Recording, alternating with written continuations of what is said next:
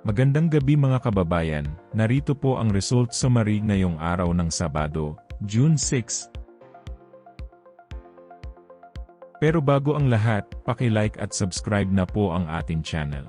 Maraming salamat po. Para sa 2D Lotto, ang resulta sa 2 PM draw ay 13 at 10. Para naman sa 5 PM draw, 18 at 29. At para sa 9 PM draw ay 13 at 24 in exact order. Para sa 3D Lotto, ang resulta sa 2 PM draw ay 4, 0 at 3. Habang sa 5 PM draw ay 9, 6 at 0. At para sa 9 PM draw, 8, 6 at 5 in exact order.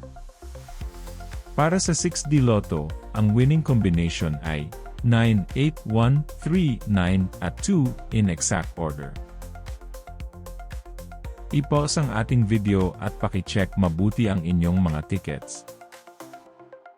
Para sa Lotto 642, ang ating winning combination ay 33, 38, 34, 28, 36, at 7 in any order.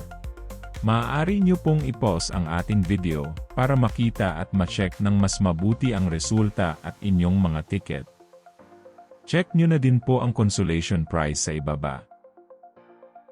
At para sa Grand Lotto 655, ang ating winning combination ay 32, 36, 29, 19, 8, at 30 in any order. Muli, maaari nyo pong i-pause ang ating video para sa pag-check ng inyong mga ticket at panalo. Narito po ang draw schedule at jackpot estimate para bukas.